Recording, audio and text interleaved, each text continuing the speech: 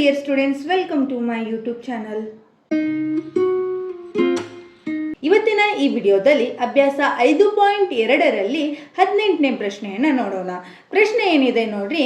ಒಂದು ಸಮಾಂತರ ಶ್ರೇಣಿಯ 4ನೇ ಪದ ಮತ್ತು 8ನೇ ಪದಗಳ ಮೊತ್ತ 24 ಮತ್ತು 6ನೇ ಪದ ಮತ್ತು 10ನೇ ಪದಗಳ ಮೊತ್ತ 44 ಆದರೆ ಆ ಸಮಾಂತರ ಶ್ರೇಣಿಯ ಮೊದಲ 3 ಪದಗಳನ್ನು ಕಂಡುಹಿಡಿಯಿರಿ. ಏನ್ರಿ ಇದು ಕ್ವಶನ್ ಅರ್ಥ? ಏನು ಕೊಟ್ಟಿದ್ದಾರೆ? ಸಮಾಂತರ ಶ್ರೇಣಿಯ 4ನೇ ಪದ ಮತ್ತು 6ನೇ ಪದಗಳ ಮೊತ್ತ ಏನಾಗೈತಂತ 24 ಆಗೈತಿ ಅಂತ ಹೇಳಿದ್ದಾರೆ. ಅದೇ ರೀತಿ 6ನೇ ಪದ ಮತ್ತು 10ನೇ ಪದಗಳ ಮೊತ್ತ 44 ಆಗೈತಿ ಅಂತ. ಹಾಗಾದರೆ ಈ ಸಮಾಂತರ ಶ್ರೇಣಿಯ ಮೊದಲ 3 ಪದವನ್ನು ಕಂಡುಹಿಡಿಬೇಕು. ಹೇಗೆ ಸಾಲ್ವ್ ಮಾಡ್ತೀರಾ? ಇವಾಗ ನೋಡ್ರಿ, ಇಲ್ಲಿ ನೋಡ್ರಿ, ಸಮಾಂತರ ಶ್ರೇಣಿಯ 4ನೇ ಪದ ಅಂದ್ರೇನು? A4 ಪ್ಲಸ್ ಇವುಗಳ ಮೊತ್ತ ಅಂತ ಹೇಳಿದ್ದಾರೆ. ಹಂಗಂದ್ರೆ A4 plus A8 is equal to 24. ಹೌದಾ? ಹಾಗಾದ್ರೆ ಈ ಎರಡೂ ಪದಗಳ ಮೊತ್ತ ಎಷ್ಟಾಗೈತಂತ 24 ಅಂತ ಹೇಳಿದ್ದಾರೆ. ನೆಕ್ಸ್ಟ್ ಇನ್ನೊಂದೇನು ಕೊಟ್ಟಿದ್ದಾರೆ? A6 plus A10 is equal to ಈ ಎರಡು ಪದಗಳ ಮೊತ್ತ ಎಷ್ಟಾಗೈತಂತ 44 ಅಂತ ಕೊಟ್ಟಿದ್ದಾರೆ. ಹೌದಾ? ಹೆಂಗಂದ್ರೆ ಹೇಗೆ ಸಾಲ್ವ್ ಮಾಡ್ತೀರಾ ಇದನ್ನು? ಇಲ್ಲಿ ನೋಡ್ರಿ, A4 ಹೇಗೆ ಬರಿಬೋದು? A ಪ್ಲಸ್ 3D ಅಂತ ಬರಿಬೋದಾ? ಪ್ಲಸ್ A8 ಹೇಗೆ ಬರಿತೀರಾ? A ಪ್ಲಸ್ 7D ಅಂತ ಬರಿತೀರಾ? Is equal to 24. ಇಲ್ಲಿ ನೋಡ್ರಿ, A ಐತಿ, ಇಲ್ಲಿ A ಐತಿ. ಹಾಗಾದರೆ ಎಷ್ಟು A ಅದು? 2A ಪ್ಲಸ್ 3D 7D ಕೊಡಿಸಿದ್ರೆ 10D ಈಸ್ ಈಕ್ವಲ್ ಟು 24. ಹಾಗಾದರೆ ನಿಮಗೆ ಇಲ್ಲೊಂದು ಸಮೀಕರಣ ಸಿಗ್ತಲ್ಲ, ಇದಕ್ಕೇನು ಮಾಡಿರಿ? ಸಮೀಕರಣ 1 ಅಂತ ಹೆಸರು ಕೊಡ್ರಿ. ನೆಕ್ಸ್ಟು ಇಲ್ಲಿ ಇನ್ನೊಂದು ಕೊಟ್ಟಿದ್ದಾರಾ? A6 ಹೇಗೆ ಬರಿತೀರಾ? A ಪ್ಲಸ್ 5D ಅಂತ ಬರಿತೀರಾ? ಪ್ಲಸ್ A10 ಹೇಗೆ ಬರಿತೀರಾ? A ಪ್ಲಸ್ 9D ಅಂತ ಬರಿತೀರಿ. Is equal to 44. ಇಲ್ಲಿ ಐತಿ, ಇಲ್ಲಿ ಐತಿ. ಹಾಗಾದ್ರೆ ಎಷ್ಟು A ಅದು? 2A ಪ್ಲಸ್ 5D 9D ಕೊಡಿಸಿದ್ರೆ ಎಷ್ಟಾಯಿತು? 14D is equal to 44. ಅಂದರೆ ಇದಕ್ಕೇನನ್ರಿ? ಸಮೀಕರಣ 2 ಅಂತ ಹೆಸರು ಕೊಡ್ರಿ. ಇವಾಗ ಸಮೀಕರಣ 1 ಮತ್ತು 2 ಬಿಡಿಸಿದಾಗ ಏನಾಗುತ್ತಾ? ಸಮೀಕರಣ 1 ಮತ್ತು 2 ಬಿಡಿಸಿದಾಗ ಏನಾಗುತ್ತಾ ನೋಡ್ರಿ. ಏನೈತಿ ಸಮೀಕರಣ 1? 2A plus 10D is equal to 24 ಅಂತೈತಿ. ಸಮೀಕರಣ 2 ಏನೈತಿ? 2A plus 14D is equal to 44 ಅಂತ ಐತಿ. ಹೌದಾ? ಇಲ್ಲಿ ಯಾವುದಾದ್ರೂ ಕ್ಯಾನ್ಸಲ್ ಆಗುತ್ತಾ? ಇಲ್ಲ. ಹಾಗಾದ್ರೆ ನಾವೇನು ಮಾಡಬೇಕು? ಸೈನ್ ಚೇಂಜ್ ಮಾಡ್ಕೋಬೇಕು. ಪ್ಲಸ್ ಐತಿ, ಮೈನಸ್ ಮಾಡ್ಕೋತೀನಿ. ಇಲ್ಲಿ ಪ್ಲಸ್ ಐತಿ, ಮೈನಸ್ ಮಾಡ್ಕೋತೀನಿ. ಇಲ್ಲಿ ಪ್ಲಸ್ ಐತಿ, ಮೈನಸ್ ಮಾಡ್ಕೋತೀನಿ. ಹಾಗಾದ್ರೆ ಪ್ಲಸ್ 2A ಮೈನಸ್ 2 ಏನಾಯಿತು? ಕ್ಯಾನ್ಸಲ್ ಆಯಿತು. ನೆಕ್ಸ್ಟ್ ಏನೈತಿ?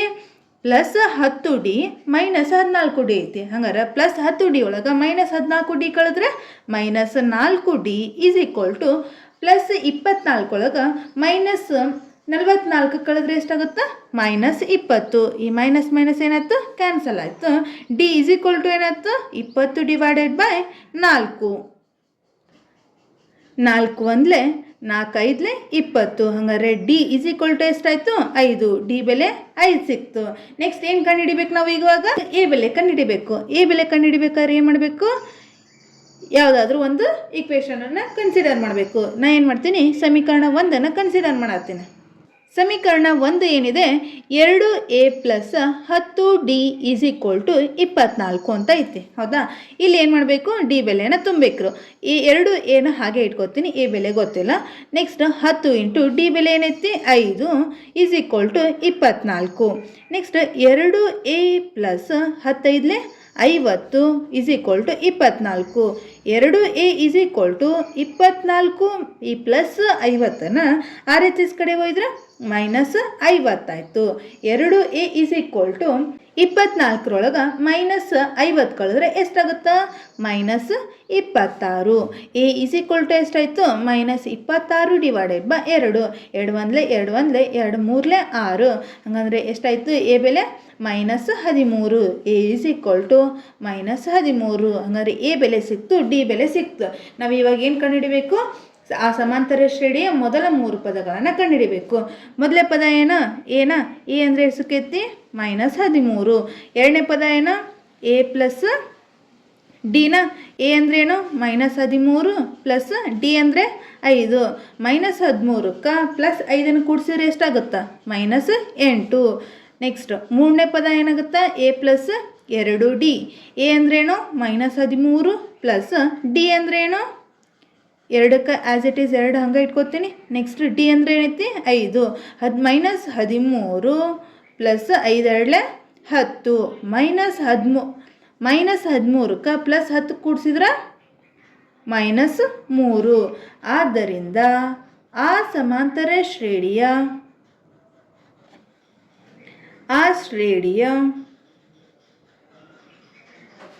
ಮೊದಲ ಮೂರು ಪದಗಳು ಏನೇನಾದವು ರೀ -13 -8 -3 ಅಪ್ ಟು ಸಾನ್ ಮುಂದೆ ಅದಾವು ಪದಗಳು. ಇದು ಹೇಗೆ ಸಾಲ್ವ್ ಮಾಡಬೇಕು ಅನ್ನೋದು ಗೊತ್ತಾಯ್ತಲ್ವಾ? ನಿಮಗೇನಾದರೂ ಇದರಲ್ಲಿ ಡೌಟ್ಸ್ ಇದ್ದರೆ ಪ್ಲೀಸ್ ಕಮೆಂಟ್ ಬಾಕ್ಸ್ನಲ್ಲಿ ಕಮೆಂಟ್ ಮಾಡಿ, ಹಾಗೆ ನಮ್ಮ ಚಾನಲನ್ನು ಸಬ್ಸ್ಕ್ರೈಬ್ ಮಾಡಿ. ನೆಕ್ಸ್ಟ್ 19ನೇ ಪ್ರಶ್ನೆ ಏನಿದೆ ನೋಡ್ರಿ. ವಾರ್ಷಿಕ ಸಂಬಳ ₹5,000 ಮತ್ತು ಪ್ರತಿ ವರ್ಷಕ್ಕೆ ಹೆಚ್ಚುವರಿ ಭತ್ಯೆ ₹200 ಇರುವ ಕೆಲಸಕ್ಕೆ ಸುಬ್ರಾವ್ ಅವರು 1995ರಲ್ಲಿ ಸೇರಿದರು. ಯಾವ ವರ್ಷದಲ್ಲಿ ಅವರ ಸಂಬಳ ₹7,000 ಆಗುತ್ತಾ ಅನ್ನೋದನ್ನು ಕಂಡುಹಿಡಬೇಕು. ಏನು ಕೊಟ್ಟಿದ್ದಾರೆ ಕ್ವಶನ್? ಸುಬ್ರಾವ್ ಅವರು 1995ರೊಳಗೆ ಕೆಲಸಕ್ಕೆ ಸೇರ್ತಾರೆ. ಆ ಕೆಲಸಕ್ಕೆ ಸೇರಿದಾಗ ಅವ್ರ ವಾರ್ಷಿಕ ಸಂಬಳ ಎಷ್ಟಿತ್ತು? ₹5,000 ಇತ್ತು. ₹5,000 ಇದ್ದಿದ್ರೆ ಏನಾಗುತ್ತಾ ಪ್ರತಿ ವರ್ಷ ಏನಾಗುತ್ತೆ ₹200 ಹೆಚ್ಚಾಗ್ತಾ ಹೋಗುತ್ತೆ. ಹಂಗಂದ್ರೆ ಅವರು ಸೇರಿರುವಂತಹ ಕೆಲಸದಲ್ಲಿ ₹7,000 ಯಾವಾಗ ತಗೋತಾರೆ, ಯಾವ ವರ್ಷಕ್ಕೆ ಅವರಿಗೆ ₹7,000 ಆಗುತ್ತಾ ಅನ್ನೋದನ್ನು ನಾವು ಕಂಡುಹಿಡಿಬೇಕು. ಹೇಗೆ ಕಂಡುಹಿಡಿತೀರಾ? ಬರ್ರಿ ಹೇಗೆ ಅಂತ ನೋಡ್ರಿ. ಇಲ್ಲಿ ಎ ಅಂದ್ರೇನು? ಮೊದಲೇ ಪದನ. ಇಲ್ಲಿ ಅವರು ವಾರ್ಷಿಕ ಸಂಬಳ ಎಷ್ಟೈತಿ? ₹5,000. ಹಾಗಾದ್ರೆ ಇದು ಮೊದಲೇ ಪದನ. ನೆಕ್ಸ್ಟ್ ಸಾಮಾನ್ಯ ವ್ಯತ್ಯಾಸ ಏನಾಗುತ್ತಾ? ಪ್ರತಿ ವರ್ಷಕ್ಕೂ ₹200 ಏನು ಮಾಡ್ತಾರೆ? ಹೆಚ್ಚುವರಿ ಭತ್ಯೆಯಾಗಿ ನೀಡ್ತಾರೆ. ಹಾಗಂದ್ರೆ ₹700 ಏನಿದು ಸಾಮಾನ್ಯ ವ್ಯತ್ಯಾಸ. ನೆಕ್ಸ್ಟ್ ಎಯನ್ನು ಎಷ್ಟೈತಿ? ₹7,000 ಅಂತ ಹೇಳಿದ್ದಾರೆ. ಅಂದರೆ ₹7,000 ಎಷ್ಟನೇ ವರ್ಷಕ್ಕಾಗುತ್ತೆ ಅನ್ನೋದನ್ನು ನಾವು ಕಂಡುಹಿಡಬೇಕು. ಹಾಗಂದ್ರೆ ಎನ್ ಐತೆ ಎಷ್ಟಾಯ್ತು? ₹7,000 ಆಯಿತು. ಎನ್ ಅಂದರೆ ಗೊತ್ತಿಲ್ಲ, ಅಂದರೆ ಯಾವ ವರ್ಷ ಅನ್ನೋದನ್ನು ನಾವು ಇವಾಗ ಕಂಡುಹಿಡಿಬೇಕು. ಹಾಗಂದ್ರೆ ಸಮಾಂತರ ಶ್ರೇಣಿಯ ಎನ್ನನೇ ಪದವನ್ನು ಕಂಡುಹಿಡಿಯುವ ಸೂತ್ರ ಏನು? AN = A + n - 1 × D ನ AN = A + n - 1 × D. ಇಲ್ಲಿ ಎ ಅಂದ್ರೇನು? 5,000 ಪ್ಲಸ್ ಎನ್ ಅಂದರೆ ಗೊತ್ತಿಲ್ಲ, ಅದನ್ನ ಕಂಡುಹಿಡಿಬೇಕು. n - 1 × D ಅಂದರೆ ಏನು? 200. AN ಅಂದರೆ ಎಷ್ಟು ಕೊಟ್ಟಿದ್ದಾರೆ? 7,000. ಹೌದಾ? ಇವಾಗ 7,000 ಮೈನಸ್ ಈ ಪ್ಲಸ್ 5,000ನ LHS ಕಡೆ ಬೈತೀನಿ. ಅವಾಗ ಏನಾಗುತ್ತಾ? -5,000 = n - 1 × 200. ಇದು ಹೇಗೆ ಅಂತ ಗೊತ್ತಾಯ್ತಾ? ಇವಾಗ 7,000ರೊಳಗೆ 5,000 ಕಳೆದ್ರೆ 2,000 = n - 1 × 200. ಹೌದಾ? ಇವಾಗ n - 1 ಬೇಕು ನನಗೆ. ಹೌದಾ? ಇಲ್ಲಿ ನೋಡ್ರಿ =2,000ನ ಹಾಗೆ ಇಟ್ಕೊತೀನಿ. ಈ 200ನ ಏನು ಮಾಡ್ತೀನಿ? LHS ಕಡೆ ಹೋದ್ರೆ ಡಿವೈಡೆಡ್ ಆಗುತ್ತೆ. ಹೌದಾ? ನೆಕ್ಸ್ಟ್ ಈ 2 ಹೋಗ್ತಾವೆ, ಕ್ಯಾನ್ಸಲ್ ಆಗ್ತದೆ. 2 1 2 10 20. ಹಾಗಾದರೆ n - 1 = 10 ಆಯಿತು. n = ಎಷ್ಟಾಯಿತು? 10. ಈ -1ನ್ನು RHS ಕಡೆ ಹೋದ್ರೆ +1. n = ಎಷ್ಟಾಯಿತು? 11. ಹಾಗಂದ್ರೆ ₹7,000 ಎಷ್ಟು ವರ್ಷಕ್ಕೆ ತೊಗೋತಾರೆ ಅವರು? 11ನೇ ವರ್ಷಕ್ಕೆ ಅವ್ರು ಏನು ಮಾಡ್ತಾರೆ? ₹7,000ನ ತೊಗೋತಾರೆ. ಆದ್ದರಿಂದ 11ನೇ ವರ್ಷದಲ್ಲಿ ಅವರ ಸಂಬಳ ಅಂದರೆ ಯಾರು? ಸುಬ್ರಾವ್ ಅವರ ಸಂಬಳ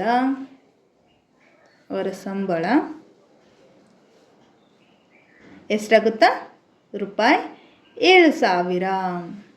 ಇಲ್ಲಿವರೆಗೂ ಅರ್ಥ ಆಗಿದೆ ಅಂತ ಅನ್ಕೋತೀನಿ. ನೆಕ್ಸ್ಟ್ 20ನೇ ಪ್ರಶ್ನೆ ಏನಿದೆ ನೋಡ್ರಿ. ರಾಮ್ಕಲಿಯು ವರ್ಷದ ಮೊದಲನೇ ವಾರದಲ್ಲಿ ₹5 ಉಳಿಸಿದಳು. ಪ್ರತಿ ವಾರ ಅವಳ ಉಳಿತಾಯವನ್ನು ₹1.75 ಹೆಚ್ಚಿಸಿದಳು. ಎನ್ನನೇ ವಾರದಲ್ಲಿ ಅವಳ ಉಳಿತಾಯ ₹20.75 ಆದರೆ ಎನ್ನನ್ನು ಕಂಡುಹಿಡಿಯಿರಿ ಅಂತ ಐತಿ. ಏನ್ರಿ ಇದು ಪ್ರಶ್ನೆ ಅರ್ಥ? ರಾಮಕಲಿಯು ಏನು ಮಾಡ್ತಾಳೆ, ವರ್ಷದ ಮೊದಲನೇ ವಾರದಾಗ ಏನು ಮಾಡ್ತಾಳೆ, ₹5 ಉಳಿಸ್ತಾಳೆ. ಪ್ರತಿ ವಾರ ಹೆಚ್ಚಿಸ್ತಾ ಹೋಗ್ತಾಳಂದ್ರೆ ₹5ಕ್ಕೆ ಏನು ಮಾಡ್ತಾಳೆ, ₹1.75 ಕೂಡಿಸ್ತಾಳೆ. ನೆಕ್ಸ್ಟ್ ಏನು ಮಾಡ್ತಾಳೆ, ಹಂಗೆ ಪ್ರತಿ ವಾರ ಹೆಚ್ಚು ಹಾಕೋತಾ ಹೋಗ್ತೈತಿ. ಹಂಗಂದ್ರೆ ಅಕ್ಕಿ ಕೂಡಿಸಿದಾಗ ₹20.75 ಯಾವಾಗ ಆಗುತ್ತಾ ಅನ್ನೋದನ್ನ ನಾವು ಕಂಡುಹಿಡಿಬೇಕು. ಕ್ವಶನ್ ಅರ್ಥ ಆಯ್ತಾ? ಇಲ್ಲಿ ನೋಡ್ರಿ, ವರ್ಷದ ಮೊದಲೇ ವಾರ ಏನು ಮಾಡ್ತಾಳೆ, ₹5 ಕೂಡಿಸ್ತಾಳೆ. ಹೌದಾ? ನೆಕ್ಸ್ಟ್ ಏನು ಮಾಡ್ತಾಳೆ, ₹1.75 ಹೆಚ್ಚು ಮಾಡ್ತಾಳೆ. ಅಂದರೆ ಎರಡನೇ ವಾರ ಏನು ಮಾಡ್ತಾಳೆ, ₹1.75 ಈ ₹5ಕ್ಕೆ ಹೆಚ್ಚು ಮಾಡ್ತಾಳೆ. ಹಂಗಾದ್ರೆ ಒಟ್ಟೆ ಎಷ್ಟಾಯ್ತು, ₹6.75 ಆಗುತ್ತೆ. ಹೌದಾ? ಹೆಂಗೆ ನೋಡ್ರಿ ಇಲ್ಲೇ 5, 7.5ಕ್ಕೆ 1 ಕೂಡಿಸಿದ್ರೆ 6. ಹಾಗಾದ್ರೆ ಎರಡನೇ ವಾರ ಏನು ಮಾಡ್ತಾಳೆ, ₹6.75 ಕೂಡಿಸ್ತಾಳೆ. ಅದೇ ರೀತಿ ಮತ್ತು ಮೂರನೇ ವಾರ ಏನು ಮಾಡ್ತಾಳೆ, ಈ ₹6.75ಕ್ಕೆ ₹1.75 ಕೂಡಿಸ್ತಾಳೆ. ಅವಾಗ ಎಷ್ಟಾಗುತ್ತಾ, 5, 5, 10, 7, 7, 14, 1, 15, 6, 7, 8 ಅಂದರೆ ₹8.50 ಆಯಿತು. ಈಗ ಅಕ್ಕಿದು ₹20.75 ಎಷ್ಟು ದಿನಕ್ಕಾಗುತ್ತೆ ಅನ್ನೋದನ್ನು ನಾವು ಕಂಡುಹಿಡಿಬೇಕು. ಅಂದರೆ ಏನನೇ ಪದವನ್ನು ಕಂಡುಹಿಡಿಬೇಕು.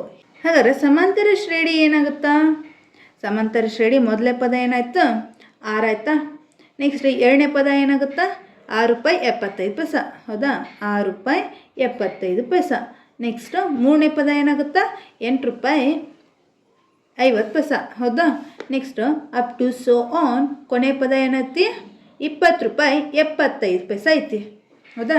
ಹಾಗಂದ್ರೆ ಇಲ್ಲಿ ಈ ಸಮಾಂತರ ಶ್ರೇಣಿಯ ಮೊದಲೇ ಪದ ಏನಾಯ್ತು, A = 5, D = ಸಾಮಾನ್ಯ ವ್ಯತ್ಯಾಸ ₹1.75. A ಏನೈತಿ, ಎಷ್ಟೈತಿ, ₹20.75. ಎನ್ ಅಂದ್ರೆ ಗೊತ್ತಿಲ್ಲ, ಇದನ್ನು ಕಂಡುಹಿಡಿಬೇಕು ನಾವು. ಹಾಗಂದ್ರೆ ಎನ್ನನೇ ಪದವನ್ನು ಕಂಡುಹಿಡಿಯುವ ಸೂತ್ರ ಏನು, AN = A + n-1 × D. AN ಅಂದರೆ ಎಷ್ಟೈತಿ, ₹20.75 ಐತಿ. A ಅಂದರೆ ₹5 ಪ್ಲಸ್ ಎನ್ ಅಂದರೆ ಗೊತ್ತಿಲ್ಲ, ಅದನ್ನು ಹಾಗೆ ಇಟ್ಕೋತೀನಿ. D ಅಂದರೆ ಎಷ್ಟೈತಿ, ₹1.75 ಐತಿ. ಹೌದಾ? ಇವಾಗ 20.75 ಮೈನಸ್ ಈ 5 ಏನು ಮಾಡ್ತೀನಿ, LHS ಕಡೆ ಒಯ್ತೀನಿ. ಹಂಗಂದ್ರೆ ಏನಾಗುತ್ತಾ, -5 = n-1 × 1.75 ಆಯಿತು. ಇದು ಹೇಗೆ ಬರ್ಕೊಂಡೇನೋ ಗೊತ್ತಾ. ನೆಕ್ಸ್ಟ್ ಈ ₹20.75ದಾಗ ₹5 ಕಳೆದ್ರೆ ಎಷ್ಟಾಗುತ್ತಾ, ₹15.75 ಆಯಿತು. ₹15.75 n-1 × ₹1.75. ಹೌದಾ? ಈಗ 15.75 ಡಿವೈಡೆಡ್ ಬೈ 1.75 ಗುಣಾಕಾರದಾಗೈತೆ. ಇದನ್ನು LHS ಕಡೆ ಹೋದ್ರೆ ಏನಾಗುತ್ತಾ, ಭಾಗಾಕಾರ ಆಗುತ್ತೆ. ಅಂದ್ರೆ 1.75 = n-1. ನೆಕ್ಸ್ಟ್ ಹೇಗೆ ಸಾಲ್ವ್ ಮಾಡ್ತೀನಿ ನೋಡ್ರಿ. ಇಲ್ಲೇ ಈ 15.75ಕ್ಕೆ ಏನು ಮಾಡ್ತೀನಿ, 100ನ್ನು ಗುಣಿಸ್ತೀನಿ. 15.75 × 100 ಡಿವೈಡೆಡ್ ಬೈ 1.75 × 1.75 ಈ 100ನ್ನು ಗುಣಿಸ್ತೀನಿ. ಇಲ್ಲಿ ಡಿನಾಮಿನೇಟರ್ ಮತ್ತು ನ್ಯೂಮರೇಟ್ರಿಗೆ ಏನು ಮಾಡಿದೆ, 100ನ್ನು ಗುಣಿಸಾತೀನಿ. ಇವನ್ನ ಎರಡನ್ನೂ ಕ್ಯಾನ್ಸಲ್ ಮಾಡಿದ್ರೆ ಇಷ್ಟ ಬರುತ್ತಾ, ಅಂದರೆ ಇದರಲ್ಲಿ ಏನು ವ್ಯತ್ಯಾಸ ಆಗಲಿಲ್ಲ. n-1 × ಏನಾಗುತ್ತಾ, n-1 = ಏನಾಗುತ್ತಾ, ಈ 15.75 × 100 ಮಾಡಿದಾಗ 1575 ಆಗುತ್ತೆ. ಡಿವೈಡೆಡ್ ಬೈ ಈ 1.75ನ್ನು 100ಕ್ಕೆ ಗುಣಿಸಿದ್ರೆ ಎಷ್ಟಾಗುತ್ತಾ, 175 ಆಗುತ್ತೆ. ಹೌದಾ? ಇವಾಗ ಇದನ್ನೆರಡೂ ಹೇಗೆ ಕ್ಯಾನ್ಸಲ್ ಮಾಡ್ತೀರಾ, ಯಾವುದಾದ್ರಲ್ಲಿ ಹೋಗುತ್ತಾ ನೋಡಿರಿ, ಚೆಕ್ ಮಾಡಿರಿ. ನೋಡಿರಿ ಇದು ಹೆಂಗೆ ಕಟ್ತಾ ಹೋಗುತ್ತಾ. ಇಲ್ಲಿ ನೋಡಿರಿ, ಅಬ್ಸರ್ವ್ ಮಾಡಿರಿ, ಲಾಸ್ಟ್ ಕೊನೆ ಪದ ಏನೈತಿ, 5 ಐತಿ. ಹೌದಾ? ಹಾಗಾದರೆ ಇದು ಏನಾಗುತ್ತಾ, 5ರಲ್ಲೇ ಹೋಗುತ್ತಾ. 5 ಎಷ್ಟಲೇ ಹೋಗುತ್ತಾ, 5 3 15.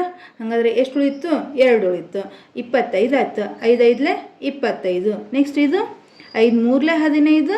ನೆಕ್ಸ್ಟ್ 5 1 5, 2 ಉಳಿತು, 5 5 25. ನೆಕ್ಸ್ಟ್ ಮತ್ತೆ ಏನಾಯಿತು, ಕೊನೆ ಪದಗಳು 5 5 ಉಳಿದು. ಹಾಗಾದರೆ ಇದು ಏನಾಗುತ್ತಾ, 5ರಲ್ಲೇ ಹೋಗುತ್ತಾ. 5 ಎಷ್ಟಲೇ 35, 5 7 35. ಇಲ್ಲೇ 5 6 30, 1 ಉಳಿತು, 5 3 15. ನೆಕ್ಸ್ಟ್ 7 1 7, 9 63. ಹಾಗಂದ್ರೆ n-1 ಎಷ್ಟಾಯಿತು? 9 ಆಯಿತು.